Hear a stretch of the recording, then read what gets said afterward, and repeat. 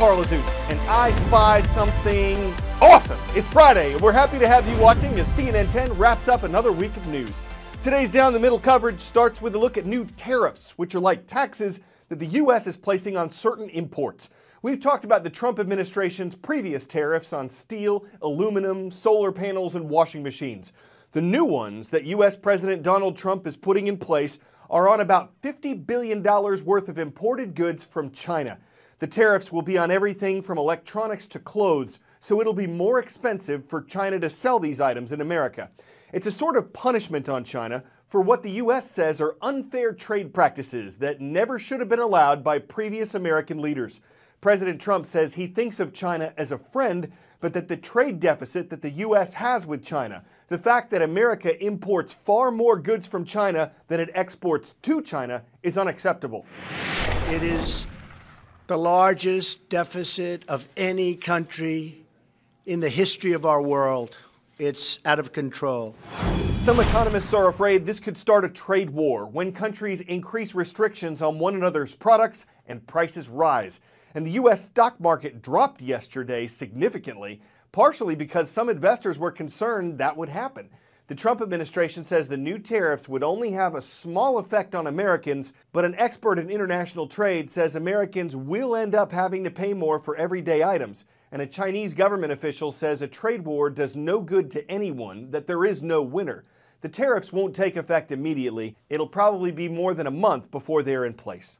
Next story today, the Toyota Motor Company says it's temporarily stopping its tests of self-driving cars. The Boston Department of Transportation has asked autonomous car companies to pause testing there, and the Uber transportation company says it stopped testing self-driving cars throughout the U.S. and Canada. This all follows an incident that happened on Sunday in Tempe, Arizona. That night, a self-driving Uber SUV hit and killed a pedestrian. The victim was walking her bicycle across a road when she was struck by an autonomous Volvo. Police say the pedestrian was not using a crosswalk and that there's also no indication that the self-driving vehicle slowed down beforehand. It was traveling at about 40 miles per hour. Uber says it's fully cooperating with the police investigation and that the company's hearts go out to the victim's family. This isn't the first crash of a self-driving car, but it is believed to be the first time someone was killed by a fully autonomous vehicle. The SUV did have a test driver inside, a person there as a safeguard, but the car was in self-driving mode when the crash occurred. Police say there were no signs that the test driver was impaired in any way after the collision. The state of Arizona doesn't get a lot of rain. It's a popular place for self-driving car tests. Arizona's governor updated an executive order earlier this month, before the crash, that allows self-driving cars to use state roads without a test driver. 10-second trivia. What is the driest place on Earth? Sahara Desert, Atacama Desert, Pelican Point, Namibia, or Dry Valleys, Antarctica?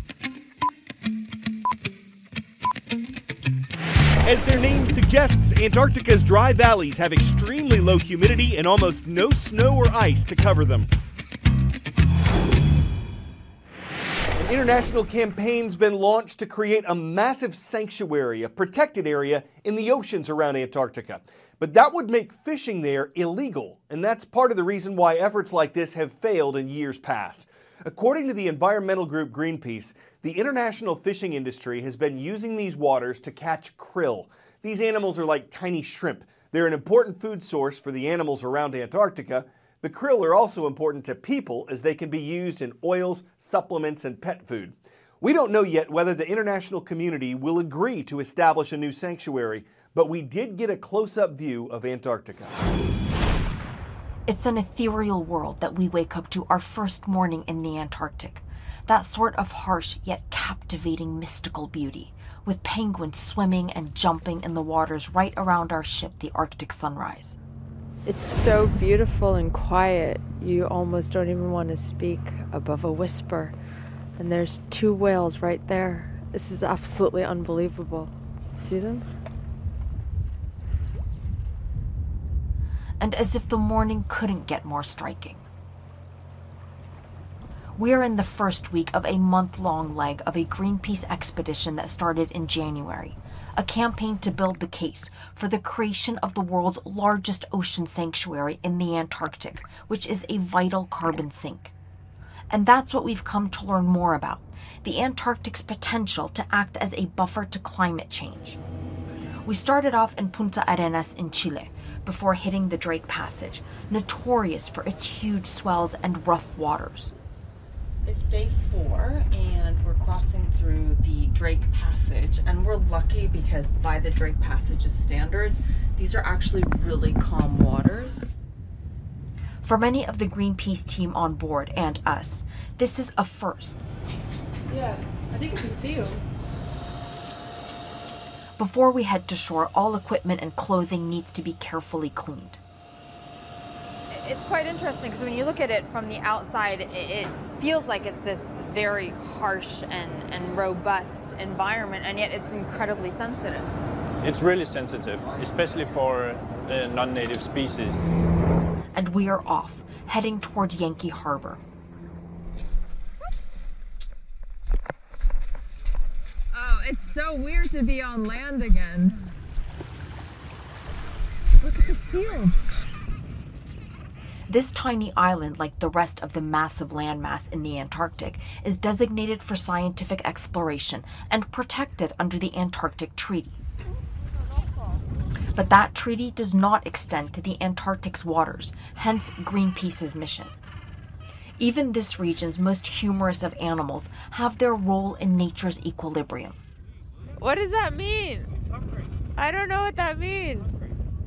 Marine biologist and Greenpeace campaigner Thilo Mack has been looking at the intricate links between these waters, its wildlife, and the fundamental role they play in Earth's carbon cycle. If you look over there, they're trying to jump up on the ice. It's hilarious. Yeah, they're really cute. That's true. Yeah, it's the Antarctic is a cooling chamber that mitigates the effects of climate change, and what happens here is having an effect on the climate of the planet. The ocean currents are driven by the cold waters of the Antarctic. And the wildlife is central to driving carbon-rich biomass to the depths of the dense cold ocean waters, where it is then stored for millennia, if it's left undisturbed. There are still many unknowns, and the more scientists uncover, the more questions arise. But there is no doubt about the harmony here, one whose preservation is potentially linked to our very existence. Arwa Damon, CNN, the Antarctic.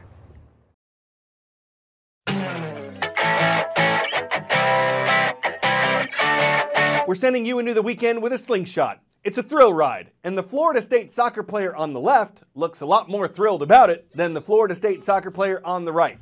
Maybe Megan Connolly was unhappy to be here at first, but that's nothing compared to how unhappy she was when the ride launched. Her reaction, which is nothing short of sheer terror, is why this video was shared all over social media. Predicting how people would react as a slingshot in the dark. To Megan, maybe this seemed more like an unamusement park ride. But after getting roped into something that likely stretched her concept of fun, at least she wasn't held in suspense. And thankfully afterward, she was able to bounce back. We're riding off into the weekend on CNN 10. Hope you'll bounce back with us next Monday.